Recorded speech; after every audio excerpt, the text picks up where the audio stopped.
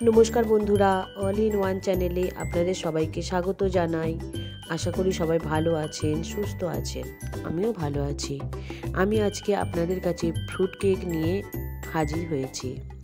Fruit cake বানাতে প্রথমে আমাদের কিছু ড্রাই ফ্রুটস লাগবে। তার জন্য দেখুন, কিশমিশ, কাজু, আমন্ড, চেরি, খেজুর, মোরব্বা, রাসবেরি, শুকনো আম, ব্ল্যাকবেরি, অ্যাপ্রিকট, এছাড়া আরও কিছু ড্রাই ফ্রুটস আছে যেগুলোর আমি নাম জানি না। ও টুটি ফ্রুটি নিয়েছি। প্রথমে আমি একটা বোলের মধ্যে ঢেলে নিচ্ছি। প্রথমে দিলাম কুচিয়ে নেওয়া আমন্ড।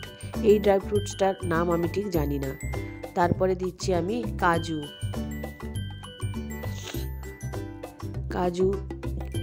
কিশমিশগুলো আমি একটু ছোট করে কেটে নিয়েছি, কুচিয়ে নিয়েছি।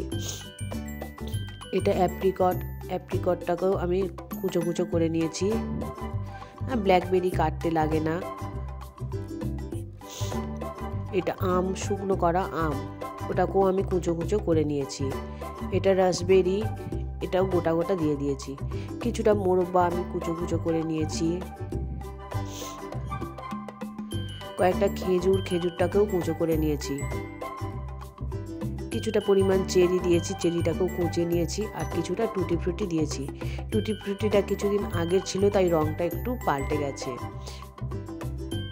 সব ড্রাই ফ্রুটসগুলো আমি একটা বোলের মধ্যে দিয়ে দেব।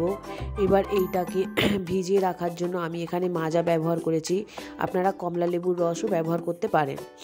আমি মাজাটা 200 ml মাজা সমস্তটাই দিয়ে দেব। দিয়ে 2 ঘন্টার জন্য ভিজিয়ে রাখবো। আপনারা চাইলে সারা রাত ভিজিয়ে রাখতে পারেন। একটু বেশিক্ষণ ভিজিয়ে রাখলে কেকটা আরও বেশি খেতে ভালো হবে। আমার কাছে বেশি সময় ছিল না, তাই আমি খুব বেশিক্ষণ ভেজাতে পারিনি। আমি 2 ঘন্টার মতো ভিজিয়ে রেখেছি। এবারে ড্রাই উপকরণগুলো আমরা রেডি করে নিই। প্রথমে ময়দা নিয়েছি আমি 1 কাপ অর্থাৎ 250 গ্রাম। চিনি নিয়েছি প্রথমে হাফ কাপ, তারপরে 1/3 কাপ অর্থাৎ 125 ml ও 80 ml। বেকিং পাউডার প্রথমে নিয়েছি 1 টেবিল চামচ, তারপরে হাফ টেবিল চামচেরও কিছুটা কম। বেকিং সোডা নিয়েছি একদম 1 চা চামচের 4 ভাগের 1 ভাগ। নুন স্বাদ অনুযায়ী নিয়েছি, খুব অল্প, খুব বেশি দিতে লাগবে না। দারুচিনি, দেখুন একটা দারুচিনির পাউডার। দারুচিনিও আমি চা চামচের 4 ভাগের 1 ভাগ দিয়েছি। সবগুলো দিয়ে খুব ভালোভাবে এটাকে মিশিয়ে নিতে হবে।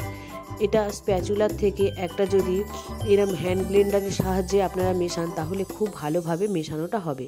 দেখুন আমি হ্যান্ড ব্লেন্ডার দিয়েই মিশিয়ে নিয়েছি।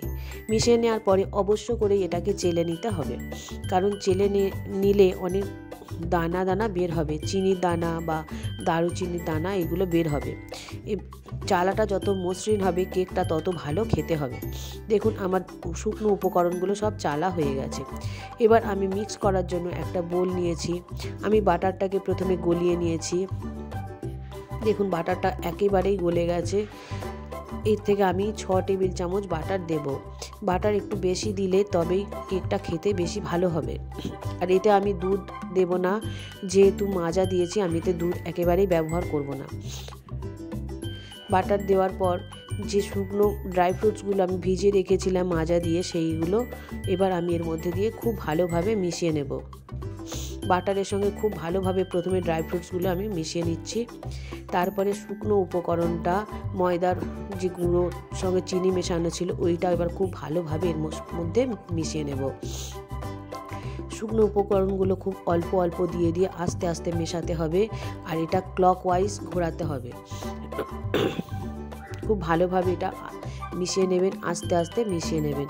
এইভাবে সমস্ত উপকরণটা আমি ধীরে ধীরে মিশিয়ে নেব। দেখুন আমি কিভাবে মেশাচ্ছি। এইভাবে যদি আপনারা বাড়িতে ফ্রুট কেক বানাতে পারেন, খুব ভালো টেস্ট হয় আর খেতেও খুব ভালো টেস্ট হবে। দেখুন কিভাবে আমি মিশিয়ে নিচ্ছি। এটা ক্লকওয়াইজ আমি ঘোরাচ্ছি। এটা খুব ফুটো পাটা করে মেশানো যাবে না, খুব ধীরেই মেশাতে হবে। আমার প্রায় মেশানো হয়ে গেছে, আমি রেখে দিচ্ছি। কেকটা বসানোর জন্য আমি একটা মোল্ড নিয়েছি। আমি মোল্ডের মধ্যে প্রথমে তলাতে কিছুটা তেল আমি ব্রাশ করে দিয়েছি। তেল ব্রাশ করা আমার হয়ে গেছে। এবার একটা বাটার পেপার আমি প্রথমে গোল করে কেটে নিয়েছি, নিয়ে সেটা বসিয়ে দিয়েছি। বসিয়ে দেওয়ার পর বাটার পেপারের উপরেও আমি কিছুটা পরিমাণ তেল দিয়ে ব্রাশ করে দিয়েছি। বাটার পেপারের ধারে ধারে, মোল্ডের ধারে ধারে বাটার পেপার সরু করে কেটে সেটাও আমি খুব ভালোভাবে বিছিয়ে দেব। খুব ভালোভাবে আমি বিছিয়ে দিয়েছি। এবার যে ব্যাটারটা আমি তৈরি করে রেখেছিলাম সেটা আমি এর মধ্যে দিয়ে দেব।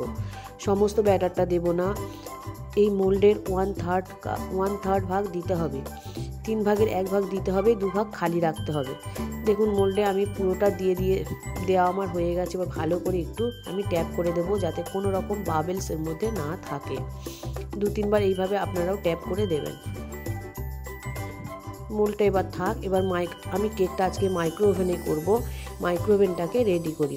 আপনারা এটা গ্যাসের মধ্যেও করতে পারেন। গ্যাসে করলে সেক্ষেত্রে আধ ঘন্টা কি 40 মিনিটের মতো সময় লাগতে পারে। আমি মাইক্রো ওভেনে 15 মিনিটের জন্য করব। প্রথমে দেব 10 মিনিট। আমি কম্বি অপশানে দিয়েছি, দিয়ে 10 মিনিট সেট করে আমি কেকটা বসিয়েছি। পরে আরও আমি 5 মিনিট কেকটাকে ঘুরিয়ে নেব। দেখুন প্রথমে 10 মিনিট হোক, তারপরে আমি 5 মিনিট আরও ঘুরিয়ে নেওয়ার পর কেকটা আমার এই অবস্থায় হয়েছে। দেখুন কেকটা পুরো তৈরি হয়ে গেছে। উপর থেকে হাত দিয়ে চেক করে নিয়েছি, হাতে কিছু লাগেনি। এরপর একটা টুথপিক দিয়ে আমি এটাকে চেক করে নেব, টুথপিকেও কিছু লাগেনি। ফ্রুট কেকটা আমার রেডি হয়ে গেছে। দেখুন দেখতে কি দারুণ লাগছে। আপনারাও চাইলে এইভাবে বাড়িতে বানিয়ে নিতে পারেন। খেতেও খুব ভালো হয়, আর বাড়িতে যেহেতু অবশ্যই সেটা হেলদি হবে। ভিডিওটা যদি ভালো লেগে থাকে তাহলে অবশ্যই একটা লাইক দিয়ে দেবেন। চ্যানেলটা যদি সাবস্ক্রাইব করে না থাকেন অবশ্যই সাবস্ক্রাইব করে আমার পাশে থাকবেন। ভিডিওটা দেখার জন্য সবাইকে অনেক ধন্যবাদ।